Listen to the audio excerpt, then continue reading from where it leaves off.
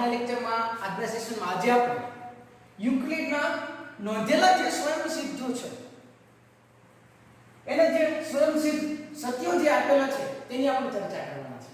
પણ પહેલા અગાઉ જે આપણે લેક્ચર કમ્પ્લીટ કરેલા છે તેની એકવાર રિવાઇઝ કરી લઈએ, રિકેપ કરી લઈએ. તો પહેલો પ્રશ્ન આપણે એવો જોયો તો વિદ્યાર્થી મિત્રો કે ભૂમિતિનો આપણે બે શબ્દમાં જોઈએ એની સંધિ છૂટી પાડીએ તો ભૂ પ્લસ મિતિ. ભૂ એટલે શું થતું તો કે ભૂ એટલે જમીન અને મિતિ એટલે માપન. પણ જ્યારે ગ્રીક ભાષાના બે શબ્દોના સંયોજનથી જ્યારે ભૂમિતિને ઇંગ્લિશમાં જીઓમેટ્રી કહેવાય અને જીઓમેટ્રી જે છે તે ગ્રીક ભાષાના બે શબ્દોના સંયોજનથી બનેલો છે. જીઓ પ્લસ મેટ્રિયન. જીઓ એટલે પૃથ્વી, મેટ્રિયન એટલે માપણી એટલે કે જીઓમેટ્રી એટલે કે પૃથ્વીની માપણી અથવા તો જમીનની માપણી. આ દરેક પોઈન્ટ ટુ પોઈન્ટ આપણે ચર્ચા કરી છે પણ એને એકવાર યાદ કરી લઈએ. દરેક પોઈન્ટ ટુ પોઈન્ટ તમને યાદ હોવું જોઈએ. તો એના પછીનો મુદ્દો શું હતો? તો યુક્લિડ જે છે યુક્લિડની પહેલા કોણ હતું તો કે પાયથાગોરસ. હવે પાયથાગોરસે કયું સૂત્ર આપ્યું હતું અને પાયથાગોરસના ગુરુ કોણ? તો પાયથાગોરસના ગુરુ થેલેસ. થેલેસના વિદ્યાર્થી પાયથાગોરસ. અને સુલભા સૂત્ર. અને સુલભા સૂત્રમાં પણ સૌપ્રથમ પ્રસિદ્ધ હોય તો તે કયું સૂત્ર તો કે બોધાયન સુલભા સૂત્ર. જેમાં યુક્લિડનો જન્મ નહોતો એની પહેલા જ ભારતીયો જે છે તે યુક્લિડની સાબિતીને જાણતા હતા. અને ઈસવીસન પૂર્વે 800 થી ઈસવીસન પૂર્વે 500 ઈસવીસન પૂર્વે 800 થી ઈસવીસન પૂર્વે 500 માં સુલભા સૂત્રનું પ્રથમ સર્જન થયું. તો આ પણ પોઈન્ટ તમારે યાદ રાખવાનું છે વિદ્યાર્થી મિત્રો. તેના પછી યુક્લિડની વાત કરી હતી તો યુક્લિડ જે છે તે કયા શહેરના હતા? તો યુક્લિડ જે છે તે ઇજિપ્તના અને ઇજિપ્તમાં ગણિતના શિક્ષક તરીકે હતા. અને તેનો ગ્રંથ કયો તો કે એલિમેન્ટ્સ. અને એલિમેન્ટમાં કેટલા પ્રકરણો હતા તો કે એલિમેન્ટ્સમાં 13 પ્રકરણો હતા. 13 પ્રકરણમાંથી પણ પહેલા પ્રકરણમાં કેટલી વ્યાખ્યાઓ આપેલી હતી? તો પહેલા પ્રકરણમાં 23 વ્યાખ્યાઓ હતી. તેમાંથી 1 થી 7 વ્યાખ્યાઓ આપણે આગળના લેક્ચરમાં જોઈ શકીએ છીએ. તો હવે જે કઈ વાત કરીશું વિદ્યાર્થી મિત્રો તે સ્વયંસિદ્ધ સત્યો. ચેપ્ટર થિયરિકલ છે. તમે તો ભાગ્યશાળી છો કે આગળનું જે એનસીઈઆરટી નો સિલેબસ પહેલાની જે વાત કરી તો તેમાં ભૂમિતિના 2 ચેપ્ટર હતા. તમે તો બહુ ભાગ્યશાળી છો કે આ એક જ ચેપ્ટર તમને આપ્યો છે યુક્લિડની ભૂમિતિનો પરિચય. તો થિયરિકલ છે તમારે યાદ રાખવું પડશે. મેથેમેટિકલ સ્ટેપ બહુ ઓછા આવે છે એટલા માટે તમારે આ થિયરી અને પ્યોર થિયરી તમારે યાદ રાખવી પડશે. તો જોઈએ હવે યુક્લિડે નોંધેલા સ્વયંસિદ્ધ સત્યો નીચે પ્રમાણે વર્ણવી શકાય. કેવી રીતે વર્ણવી શકાય ચાલો જોઈએ. પહેલી વસ્તુ તમને પ્રશ્ન થાય કે સ્વયંસિદ્ધ એટલે શું? સ્વયંસિદ્ધ તો કે પોતે સ્વીકારેલા છે. એ સ્વયંસિદ્ધો કયા છે તે જોઈએ. પહેલો પોઈન્ટ આપણને એવો આપ્યો છે સ્વયંસિદ્ધનો કે એક વસ્તુને સમાન હોય તેવી વસ્તુઓ એકબીજાને સમાન થાય. કેવા સમાન છે એનો મીનિંગ શું? ફરીથી સમજો કે એક વસ્તુને સમાન હોય તેવી વસ્તુઓ એકબીજાને સમાન થાય. એનું તમને ઉદાહરણ આપું કે તમારી પાસે ધોરણ 9 મેથ્સની ટેક્સ્ટ બુક છે. સેમ ટુ સેમ એ જ વસ્તુ બીજા હાથમાં ધોરણ 9 મેથ્સની ટેક્સ્ટ બુક. બંને મેથ્સની ટેક્સ્ટ બુક છે. ચલો દેખાય છે તમને હાથ ઉપર પાડો. હા દેખાય છે. ઓકે. હવે શું કીધું છે તો કે એક વસ્તુને સમાન હોય તો એ બીજી વસ્તુ એકબીજાને કેવી થાય? સમાન થાય. બસ આ જ વસ્તુ આપણને આપી છે કે એક વસ્તુને સમાન હોય તેવી બીજી વસ્તુ એકબીજાને સમાન થાય. એક જ બેંકના એટીએમ કાર્ડ પર એસબીઆઈ તો બંને એટીએમ તમે એક બાજુની સામે રાખશો તો બંને કેવા થશે? એક જ સરખા થાય. બરોબર છે? એના પછીનો પોઈન્ટ સરખામાં સરખું ઉમેરીએ તો સરવાળા સરખા રહે. સરખામાં તમે સરખું ઉમેરો તો સરવાળા સરખા રહે. કેવી રીતે? તો કે 7 સરખામાં બરાબર બે સરખા છે. સરખામાં સરખું ઉમેરો ચાલો 2 માં 2 એટલે 7 સરખા એમાંય સરખું ઉમેરો તો આ બેનો સરવાળો સરખો રહે. આવું તો પહેલા બીજા વાળાને કહ્યું તો એને ખબર પડે કે સરખામાં સરખું ઉમેરે સરવાળો સરખો જ મળે. બરોબર છે. સ્વયં સિદ્ધ સત્યોમાં શું કીધું સેકન્ડ પોઈન્ટ કે સરખામાં તમે સરખું ઉમેરો છો તો તેનો જે જવાબ છે તે સરવાળા કેવા રહે? સરખા રહે છે. સેમ ટુ સેમ એના જીવન પછીનો પોઈન્ટ આવ્યો છે કે સરખામાંથી સરખા બાદ કરીએ તો બાદબાકી સરખી રહે. તે જ વસ્તુ કે છે આપણને કે સરખા બે અંક છે, સરખામાંથી સરખું બાદ કરો છો તો બાદબાકી જે છે તે કેવી રહે? સરખી રહે. આવો જ પોઈન્ટ કહેવા માંગે છે કે સરખામાંથી સરખા બાદ કરીએ તો બાદબાકી સરખી રહે. પહેલો પોઈન્ટ શું કીધો કે એક વસ્તુ ને બીજી વસ્તુ બરાબર બંને એક જ કંપની હોય, એક જ સરખી હોય તો બંને વસ્તુ કેવી રહે? સમાન રહે છે. એના પછી સરખામાં સરખું ઉમેરો તો સરવાળા સરખા મળે અને સરખામાં સરખું બાદ કરીએ તો બાદબાકી પણ કેવી મળશે? સરખી મળે છે. એના પછી એકબીજાને ઉપર બંધ બેસતી આવતી વસ્તુ એકબીજાને સરખી થાય. કેવા એવું મળે છે વિદ્યાર્થી મિત્રો કે એકબીજાને ઉપર બંધ બેસતી આ એક વસ્તુ છે, આ બીજી વસ્તુ છે. બંને તમે એકબીજાને બંધ બેસતી રાખશો તો એકબીજાને કેવી થાય છે? બંને કેવી થાય? એકબીજાને સરખી થાય છે. બસ આ જ વસ્તુ તમને કહેવા માંગે છે. એના પછીનો પોઈન્ટ તમે જોવો છો તો આખું તેના ભાગ કરતા મોટું હોય છે. બધાને ખબર હોય કે આખું જે છે તેના ભાગ કરતા કેવું હોય? મોટું હોય. તમે સમજો વિદ્યાર્થી મિત્રો કે આ વર્તુળ છે એટલે કે આખો ભાગ છે, આખા ભાગનો આ ચોથો ભાગ, તો આખા ભાગનો તમે ચોથો ભાગ લેવા જો તો તે હકીકતમાં તો આ ચોથો ભાગ તો નાનો થવાનો. ચોથા ભાગની સરખામણીમાં આખું જે છે તે કેવું થવાનું? હંમેશા મોટું થવાનું. માની લો કે આ એક પીઝાનો પીસ છે. હવે પીઝો છે એમાંથી એક હું પીસ કાઢી લઉં તો તેની સરખામણીમાં પીઝાના પીસની સરખામણીમાં તે પીઝો જે છે કેવો ગણાય? મોટો જ ગણાશે. બરાબર? તો આખું તેના ભાગ કરતા મોટું હોય છે. બરાબર? આખું જે છે તેના ભાગ એટલે કે એના ટુકડા કરતા કેવું હોય છે? મોટું હોય છે. એના પછી સરખી વસ્તુઓના બમણા એકબીજાને સમાન થાય. સરખી વસ્તુઓના બમણા એકબીજાને સમાન થાય. સરખી વસ્તુ ઇન શોર્ટ ટૂંકમાં લઈએ કોઈ વસ્તુ કે આ સરખી વસ્તુ ચાલો સરખી વસ્તુઓને તમે બમણા કરો છો એટલે કે બે ગણા કરો છો ત્યારે એકબીજાને કેવા થાય છે?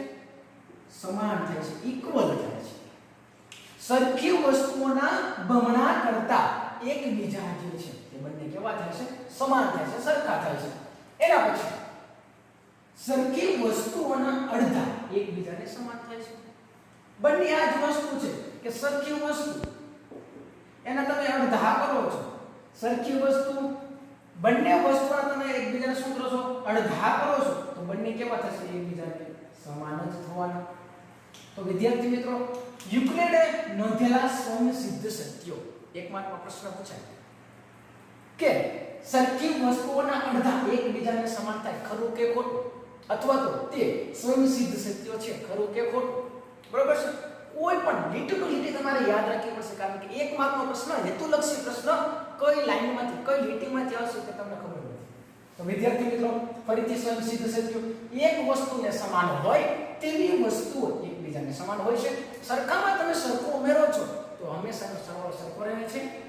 સરખામાં તમે સરખું બાદ કરો છો તો તેની બાદબાકી કેવી રહે છે? સરખી રહે છે. એના પછી એકબીજા ઉપર બંધ બેસવામાં આવતી તે વસ્તુઓ એકબીજાને કેવી થાય છે? સરખી થાય છે. આખું તેના ભાગ કરતા કેવું હોય છે? મોટું હોય છે. આખું જે છે તેના ભાગ કરતા મોટું જ હોય છે. તમે એમના જનરલી વિચારશો તો પણ તમને ખબર પડી જાય. એના પછી સરખી વસ્તુઓના બમણા એકબીજાને સમાન થાય છે અને સરખી વસ્તુઓના અડધા એકબીજાને કેવા છે? સમાન થાય છે. આ દરેક જે કઈ વાત હતી તે સ્વયં સિદ્ધ સત્યોની વાત હતી. હવે જે ટોપિકની આપણે ચર્ચા કરીએ છીએ તે પૂર્વધારણા. પૂર્વધારણા અને યુક્લિડની 5 પૂર્વધારણાઓ નીચે પ્રમાણે આપેલી છે. તો યુક્લિડ જે છે તે ક્યાંના હતા? તો કે એલેક્ઝાન્ડ્રિયા સિટીના જે શાળામાં જે છે ગણિતના શિક્ષક હતા. શિક્ષક હતા. એને ગ્રંથ કયો? તો કે એલિમેન્ટ્સ. એલિમેન્ટ્સમાં 13 પ્રકરણો, 13 પ્રકરણમાંથી પહેલા પ્રકરણમાં 23 વ્યાખ્યા. આ દરેક પોઈન્ટ તમને યાદ રહેવું છે. તો ચાલો હવે જોઈએ છે આપણે એક્ટિવિટી 5 પૂર્વધારણા. તો પૂર્વધારણા એટલે શું? તો કે પૂર્વધારણા પહેલા કંઈક ધારણા કરેલી છે, પહેલેથી ધારેલું છે, એની કઈ સાબિતી નથી. તો સાબિતી હોય તો તેને શું કહેવાય? તો જેની સાબિતી હોય તે આપણો પ્રમેય બની જશે. જે પ્રમેય આપણે ધોરણ 10 માં ભણીશું. સાબિતી નથી એટલે કે તે પૂર્વધારણા છે, જે ધારેલું છે, જેની ધારણા કરેલી છે, જે પહેલેથી જ ધારેલું છે. તો પહેલી પૂર્વધારણા આપણે જોવી છે. પહેલી પૂર્વધારણા શું કહે છે? એક બિંદુમાંથી બીજા બિંદુમાં થઈને પસાર થતી એક સીધી રેખા દોરી શકાય. એક બિંદુમાંથી સમજો વ્યવસ્થિત કે એક બિંદુમાંથી બીજા બિંદુમાંથી પસાર થઈને એક બિંદુમાંથી બીજા બિંદુમાંથી પસાર થઈને એક સીધી રેખા દોરી શકાય. પૂર્વધારણા આવું કહેવા માંગે છે કે એક બિંદુમાંથી બીજા બિંદુમાં થઈને પસાર થતી એક અને માત્ર એક જ સીધી રેખા દોરી શકાય. બરોબર છે? પૂર્વધારણા એવું કહે છે કે એક બિંદુમાંથી બીજા બિંદુમાંથી પસાર થતી એક અને માત્ર એક જ રેખા દોરી શકાય. તમને એમ થાય સાહેબ આમાંથી બીજી રેખા દોરી શકાય? કેવી રીતે દોરી શકાય? તો આ તો એક બિંદુમાંથી નથી, પણ આપણે એમ કીધું કે એક બિંદુમાંથી બીજા બિંદુમાંથી પસાર થતી એક અને માત્ર એક જ રેખા દોરી શકાય. એક બિંદુમાંથી તો ઘણી બધી રેખા દોરી શકાય વિદ્યાર્થી મિત્રો. આ એક બિંદુ છે તેમાંથી તો ઘણી બધી રેખા દોરી શકાય, પણ આપણને બે બિંદુમાંથી પસાર થતી એક સીધી રેખાની વાત કરે છે. સીધી રેખા કેટલી દોરી શકાય? એક જ દોરી શકાય. ઘણાને પ્રશ્ન થતો છે સાહેબ આમ નો દોરી શકાય? સગીની જે આ બિંદુમાંથી પસાર થાય છે, પસાર થઈ અને આ બિંદુમાંથી પસાર થઈ ગઈ, આ રેખા થઈ ગઈ. પણ વિદ્યાર્થી મિત્રો એક સીધી રેખા દોરી શકાય નહીં, આને રેખા નો કહેવાય. બરોબર છે? તો એક બિંદુમાંથી બીજા બિંદુમાંથી પસાર થતી એક અને માત્ર એક જ સીધી રેખા દોરી શકાય. સેમ ટુ સેમ પૂર્વધારણા 5.1 તે પણ એવું જ કંઈક કહેવા માંગે છે કે આપેલા બે ભિન્ન બિંદુઓ, બરાબર, આપેલા બે બિંદુઓમાંથી પસાર થતી અનન્ય સમુદાયો, અનન્ય રેખા દોરી શકાય. અનન્ય એટલે શું? અસંખ્ય રેખા નહીં વિદ્યાર્થી મિત્રો. અનન્યનો મતલબ અનન્ય એટલે શું? કે એક અને માત્ર એક જ. એક અને માત્ર એક જ. કે આપેલા બે ભિન્ન બિંદુઓમાંથી પસાર થતી એક અને માત્ર એક જ રેખા હોય છે. બે બિંદુઓમાંથી પસાર થતી એક અને માત્ર એક જ રેખા હોય છે. એટલે ખાસ યાદ રાખો વિદ્યાર્થી મિત્રો, અનન્ય એટલે શું? તો કે એક અને માત્ર એક જ. ચાલો એના પછી પૂર્વધારણા જોઈએ છે. પૂર્વધારણા 2. બીજી પૂર્વધારણા શું કહેવા માંગે છે? તો કે શાંત રેખાને અનંત સુધી લંબાવી શકાય. હવે શાંત રેખા જે છે તે કોના માટે શબ્દો આપ્યા છે? તો શાંત રેખા એટલે હકીકતમાં તે રેખાખંડ છે. શાંત રેખા એટલે રેખાખંડ. તો શાંત રેખાઓ, આ શાંત રેખા છે. શાંત રેખાને અનંત સુધી લંબાવી શકાય. અનંત સુધી. બરાબર? આ શાંત રેખાખંડ છે, આ શાંત રેખાખંડ છે અને અનંત સુધી તમે લંબાવી શકો. બરાબર છે? તમારે બંને બાજુ લંબાવવું હોય તો તમે લંબાવી શકો. એટલે શાંત રેખાને અનંત સુધી લંબાવી શકાય. શાંત રેખા એટલે કે રેખાખંડ જ છે, બીજું કઈ નથી. તમને મૂંઝવે કે શાંત રેખા એટલે શું? કેવી બની રેખા? શાંત રેખા, શાંત એટલે કે ઈ જે છે તે રેખાખંડ છે. તો પૂર્વધારણા સેકન્ડ તમારે યાદ રાખવાની છે કે શાંત રેખાને અનંત સુધી લંબાવી શકાય છે. એના પછીનો પોઈન્ટ પૂર્વધારણા 3. ત્રીજી પૂર્વધારણા, કોઈ પણ બિંદુને કેન્દ્ર લઈ તથા કોઈ પણ લંબાઈની ત્રિજ્યા લઈ વર્તુળ રચી શકાય છે. કેવા આવું માંગે છે વિદ્યાર્થી મિત્રો કે કોઈ પણ બિંદુ લઈ અથવા કોઈ પણ કેન્દ્ર લઈ તમે એના પરથી વર્તુળ રચી શકો.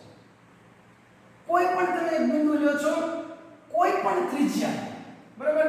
તમને એમ થાય કે મારે નાનું વર્તુળ દોરવું છે, તમને એમ થાય કે મારે મોટું વર્તુળ દોરવું છે, તો કોઈ પણ કેન્દ્ર લઈ કોઈ પણ માપની ત્રિજ્યા લઈ અને તમે વર્તુળ રચી શકો છો. બરાબર? કોઈ આમાં ના નહીં પડે, કોઈ આમાં એમ પપ્પા નહીં કે આવડું મોટું વર્તુળ શું કામ ન દોર્યું. બરાબર? એટલે કોઈ પણ કેન્દ્ર લઈ કોઈ પણ ત્રિજ્યાનું લઈ અને તમે વર્તુળ દોરી શકો છો. એટલા માટે એવો પૂર્વધારણા 3 એવું કહે છે કે કોઈ પણ બિંદુને કેન્દ્ર લઈ, કોઈ પણ બિંદુને કેન્દ્ર લઈ તથા કોઈ પણ ત્રિજ્યા, બરાબર? જેમ વર્તુળ મોટું છે તેમ ત્રિજ્યા વધારે છે. એટલે કે તથા કોઈ પણ લંબાઈની ત્રિજ્યા લઈ વર્તુળ રચી શકાય છે. એટલે કોઈ પણ બિંદુ લઈ અથવા તો કોઈ પણ માપની ત્રિજ્યા લઈ અને વર્તુળની તમે રચના કરી શકો છો, રચી શકો છો. આ પૂર્વધારણા ત્રીજી પૂર્વધારણા એવી છે. એના પછીની પૂર્વધારણા છે ચોથી પૂર્વધારણા શું કહે છે કે બધા જ કાટખૂણા એકબીજા સાથે સરખા થાય છે. બધા જ કાટખૂણા એટલે તમને ખબર પડી જાય છે કાટખૂણા એટલે કે 90 ખૂણાની જ કંઈક વાત થતી હોય તો જ કાટખૂણો કહેવાય. તો તેની વાત કરીએ વિદ્યાર્થી મિત્રો.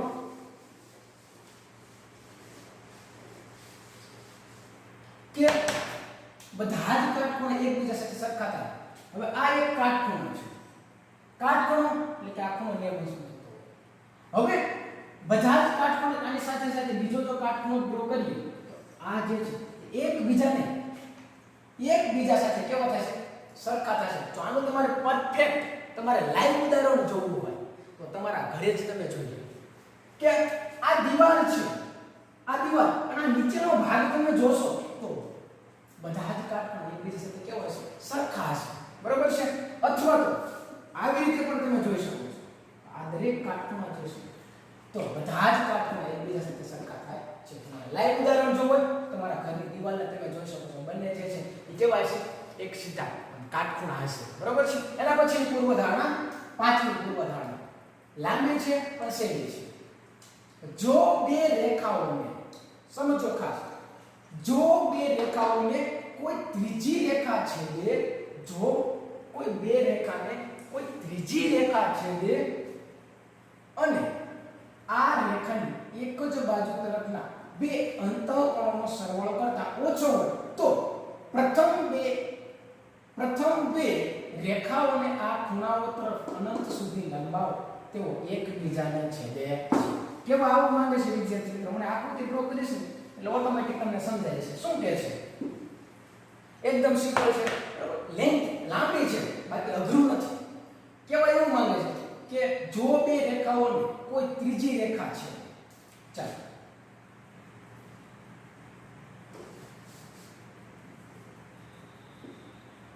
જો કોઈ બે રેખા, આ બે રેખા છે, આ બે રેખાને શું કીધું તો કે ત્રીજી રેખા છે. આ બે રેખાને કોઈ ત્રીજી રેખા છે. ચાલો આ બે રેખાને કોઈ ત્રીજી રેખા છે. પછી શું કીધું તો કે રેખાની એક જ બાજુ તરફના બે અંતઃકોણોનો સરવાળો કરતા ઓછો હોય. બે એક જ બાજુ તરફના બે અંતઃકોણોનો સરવાળો કરતા ઓછો હોય. કેટલો ઓછો હોય? બે અંતઃકોણો તમે ડાયરેક્ટ આવું કહી દે તો 90 + 9 એટલે 180 અંશ કરતા કેટલો હોય? ઓછો હોય. બે અંતઃકોણ એટલે કે અંદરના ખૂણા. એક આ ખૂણો આવે, આ ખૂણો આવશે, આ ખૂણો પણ અંતઃકોણ કહેવાય, આ પણ અંતઃકોણ કહેવાય. એટલે કે અંતઃકોણો જે છે બે અંતઃકોણનો તમે સરવાળો કરો. સાંભળજો કે બે અંતઃકોણનો તમે સરવાળો કરો તો તે સરવાળો 180 અંશ કરતા ઓછો હોય. 180 અંશ કરતા ઓછો હોય તો તે પ્રથમ બે રેખાઓને ખૂણાઓ તરફ અનંત સુધી લંબાવતા તેઓ એકબીજાને છેદે છે. હવે ખાસ સમજો શું કીધું કે બે રેખાઓની ત્રીજી રેખા છેદે છે. હવે તો કે એ રેખા જે છે તેના અંતઃકોણનો સરવાળો 180 અંશ કરતા ઓછો. બરાબર છે? 180 અંશ કરતા ઓછો ક્યાં છે? તો આ બે ખૂણા જે છે તે કેવા છે?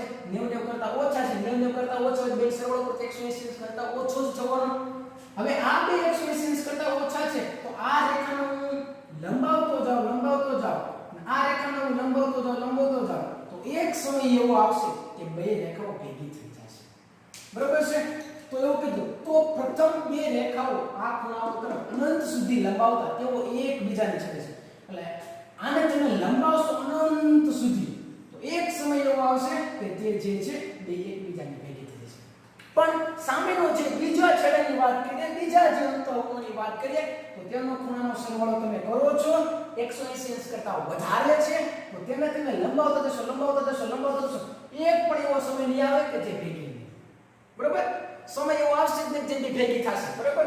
અહીંથી તમે લંબાવતા જશો એટલે બંને જે છે રેખા એ બે વચ્ચેનું ડિસ્ટન્સ જે છે તે વધતું જશે એટલે એટલા માટે બંને રેખાઓ ક્યારેય ભેગી નહીં થાય બરાબર અને તમે લંબાવશો તો એ જે છે એ ક્યારેય ભેગી નહીં થાય પણ જે બે અંતઃકોણોનો સરવાળો 180 અંશ કરતા ઓછો થાય છે તો તે બે રેખાઓ એક સમય એવો આવશે કે અનંત અંતર સુધી તમે લંબાવો છો તો એકબીજાને ભેગી થઈ જશે આને તમે લંબાવો છો તો એક અંતર એવું આવશે ત્યાં ભેગી થઈ જશે પણ બંને અંતઃકોણોનો સરવાળો 180 અંશ કરતા વધારે છે તો એ બેને તમે લંબાવતા જશો પણ એ ક્યારેય ભેગી થશે નહીં આ પૂર્વ ધારણા 5 તમારે યાદ રાખવાની છે એના પછીનો લાસ્ટ પોઈન્ટ એવો આપેલો છે કે બે પરસ્પર છેદતી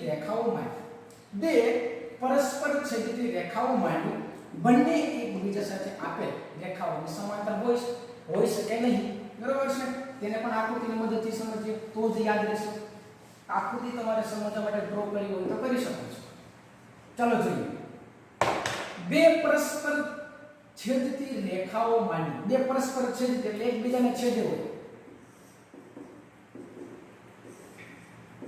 એકબીજાને છેદે છે ચાલો હવે જો બે પરસ્પર છેદતી રેખાઓમાંની બંને એકબીજા સાથે આપેલ રેખાને સમાંતર હોઈ શકે નહીં બંને એકબીજાને સમાંતર ન હોઈ શકે કેવી રીતે ન હોઈ શકે તો આ જે રેખા છે એના માટે સમાંતર બીજી રેખા ડ્રો કરી હોય તો આમ ડ્રો કરીશું તો શું થશે વિદ્યાર્થી મિત્રો કે આ રેખાને સમાંતર આ રેખા થશે પણ આ રેખાને સમાંતર આ રેખા થશે નહીં તો વિદ્યાર્થી મિત્રો આ રેખાને સમાંતર હું જો આ રેખા ડ્રો કરીશ તો શું થશે તો કે આ 1 અને આ 2 1 ને સમાંતર આ રેખા થશે પણ આ 1 સાથે આ રેખા સમાંતર થવાની નથી અને જો હું આ બીજીને સમાંતર ડ્રો કરું તો બીજી સાથે સમાંતર થશે પણ પહેલી સાથે સમાંતર થશે નહીં એટલે સેમ ટુ સેમ એ જ પોઈન્ટ કહે છે કે બે પરસ્પર છેદતી રેખાઓમાંની બંને એક સાથે આપેલ રેખાને સમાંતર હોઈ શકે નહીં તો ખાસ ધ્યાન રાખો વિદ્યાર્થી મિત્રો સ્વયંસિદ્ધ સત્યો પણ વ્યવસ્થિત યાદ રાખવાના છે અને પૂર્વ ધારણાને પણ તમારે આકૃતિ સહિત યાદ રાખશો તો